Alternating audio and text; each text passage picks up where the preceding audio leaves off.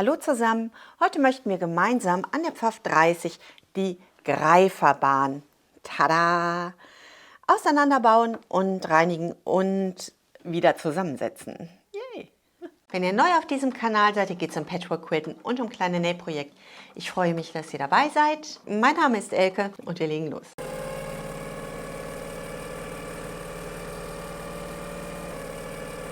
Die Greiferbahn sollten wir regelmäßig beim Gebrauch der Maschine immer wieder auseinandernehmen und immer wieder richtig zusammensetzen, da sich ganz gerne Fäden in dieser Bahn verfangen.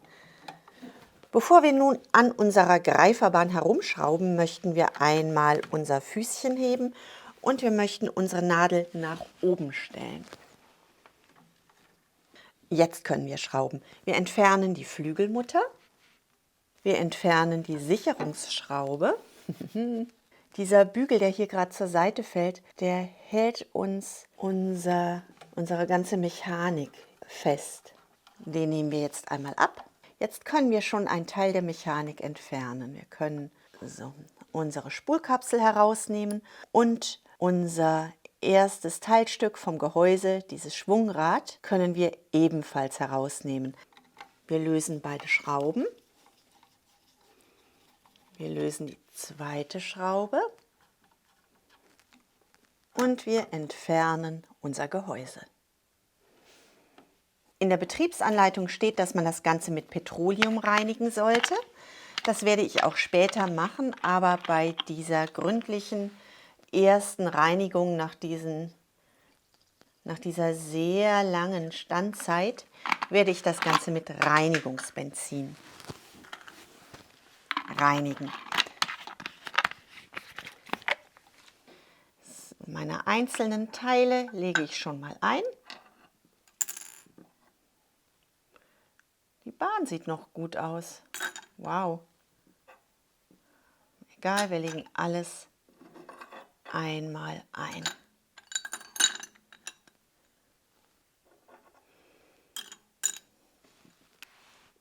Und wir greifen uns Wattestäbchen und reinigen. Wir reinigen den Greifer von unten. In der Folge, in der wir den Greifer gereinigt haben, sieht man, dass wir den Greifer gar nicht komplett ausbauen konnten und daher nur die Oberseite gereinigt haben. Jetzt ist das Reinigen der unteren Seite gar kein Problem. Wir kommen wunderbar an alle Stellen. An diesen Vertiefungen, die wir mit unserem Wattestäbchen nicht erreichen, nehmen wir wieder diese Zahnbürste für dritte Zähne. Da können wir richtig gut zwischenfahren. Unser Waschbenzin, das verfliegt nachher wieder. Wir brauchen also keine Angst haben, dass unsere Maschine später von innen korrodiert, weil wir sie noch feucht haben. Das, was wir jetzt hier reinigen, muss eigentlich super gut geölt werden. Das heißt, wenn wir das reinigen, entfernen wir auch diese alten Ölreste.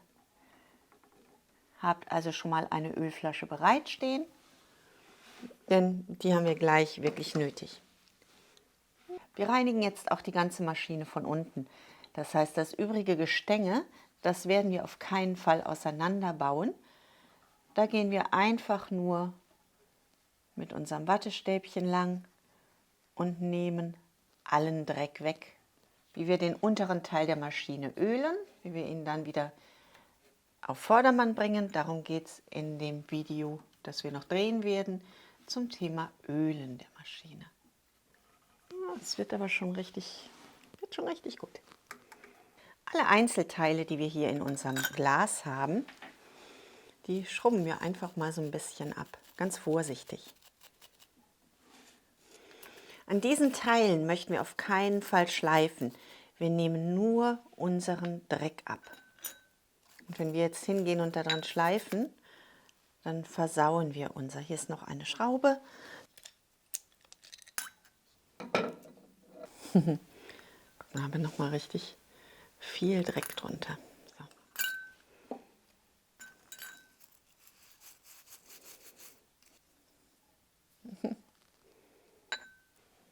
Holen hier noch richtig lange Fäden heraus. Also möchten wir diese beiden kleinen Schräubchen auch noch mal entfernen. Wir lösen die beiden Schrauben. Vorsichtig, das Ganze springt jetzt so ein bisschen hoch. Legen die zur Seite. So, und können nun auch dieses obere Teil lösen und dazwischen reinigen. Dieser Ring, der sieht so richtig furchtbar aus.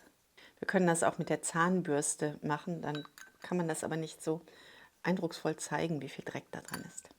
Wenn euch das Video gefällt, würde ich mich sehr über einen Daumen nach oben freuen.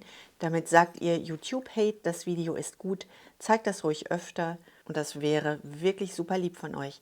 Wenn euch der Kanal gefällt, abonniert sehr, sehr gerne, sodass unsere Needle Engine Gruppe wachsen kann und wir noch viele gemeinsame Dinge hier auf Needle Engine machen können.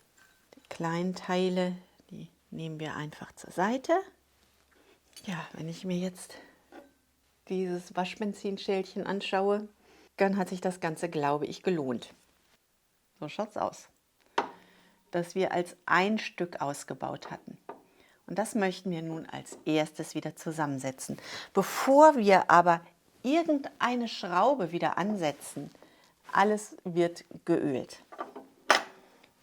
Wir setzen nichts zusammen, ohne vorher nicht ausreichend Öl zu verwenden.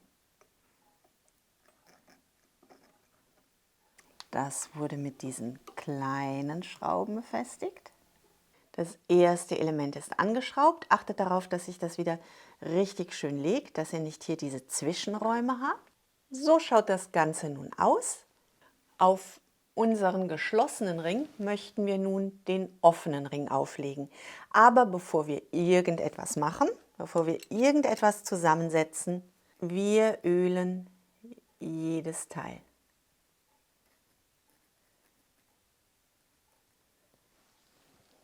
Und zwar richtig gut.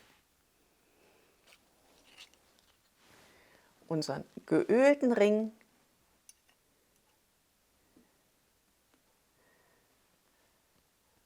so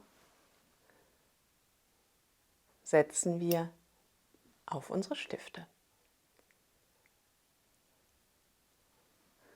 Diesen geölten Ring möchten wir nun mit der Feder zusammenhalten. Das heißt, die Feder drehen wir mit der gebogenen Seite zum Ring. Unsere beiden Enden der Feder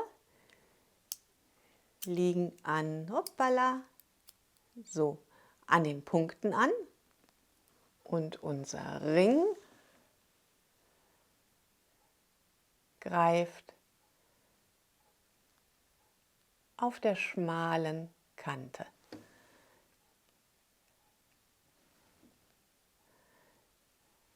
Wenn wir das haben, schrauben wir das einmal mit der mutterlosen Schraube fest.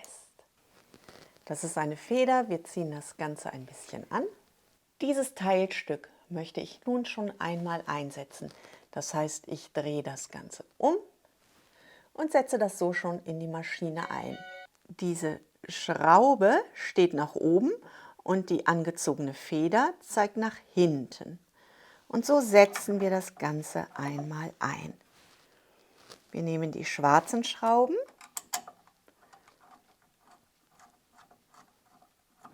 und ziehen die zuerst nur mit dem Finger an.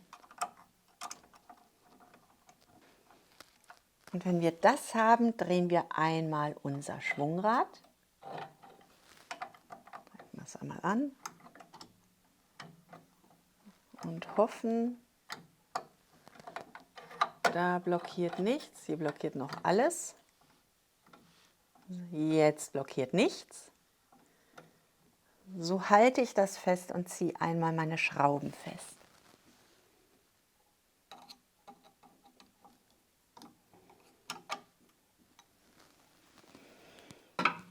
Und wir hören nochmal. So soll das sein. Um unsere Maschine nun endgültig, um unsere Greiferbahn wieder endgültig zusammenzubauen, achten wir darauf, dass dieses Schwungrad nach unten zeigt. Die Mitte des Schwungrads zeigt nach unten. Wir nehmen die zweite Hälfte unseres Transporteurs und das möchten wir auch wieder ölen. Wir geben einfach so ein paar Tropfen Öl Und wir setzen das Ganze einmal ein. So, dreht einmal, ob es funktioniert, ob es mitgeht.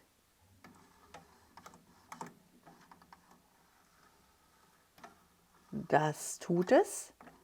Damit ich hier jetzt nicht die ganze Zeit den Finger hinhalten muss, nehmen wir unseren Bügel. Aber auch unseren Bügel möchten wir zunächst ölen. Hier kommen wir später nicht mehr hin, also gebt ordentlich Öl dazu, damit sich das Ganze verteilen kann. Zu wenig Öl, dann läuft die Maschine nicht rund. Zu viel Öl, dann fließt das überflüssige Öl aus der Maschine heraus. Das ist gar kein Problem, also nehmen wir lieber ein bisschen mehr. Und wir setzen das Ganze wieder ein. Wir sichern das mit der Schraube, mit der Mutter.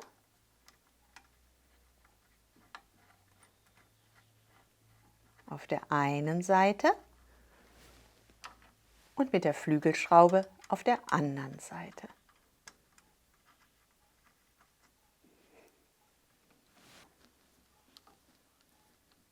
Wenn wir alles richtig gemacht haben, können wir nun unser Spulgehäuse einsetzen. Es müsste klacken. Es klackt. Und das Ganze lässt sich butterweich drehen. Da ich mit dem Öl sehr großzügig war, lege ich noch ein Papier in meine Ölwanne, damit das überflüssige Öl abgefangen werden kann. Unsere Greiferbahn ist fertig. Unsere Maschine läuft mittlerweile schon richtig gut rund. Jetzt wird sie noch komplett geölt und wir bringen unseren Riemen an, kümmern uns um den Lack, um unser Holz und dann kann es endlich losgehen. Das machen wir in den nächsten Videos. Wenn ihr mögt, sehen wir uns bei einem späteren Video hier auf diesem Kanal wieder oder wir schauen gemeinsam bei DIY mit Elisa zu. Ein Kanal, den ich wirklich sehr, sehr gerne empfehlen kann. Außerdem bin ich sehr stolz. Sie hat ein paar meiner Stücke ganz frei nach eigener Idee nachgearbeitet. Schaut euch das an, das ist wirklich sehr schön. Ich wünsche euch eine wunderbare Woche. Bleibt gesund und glücklich und denkt daran, was immer auch passiert, einfach weiternähen. Bis zum nächsten Mal. Tschüss!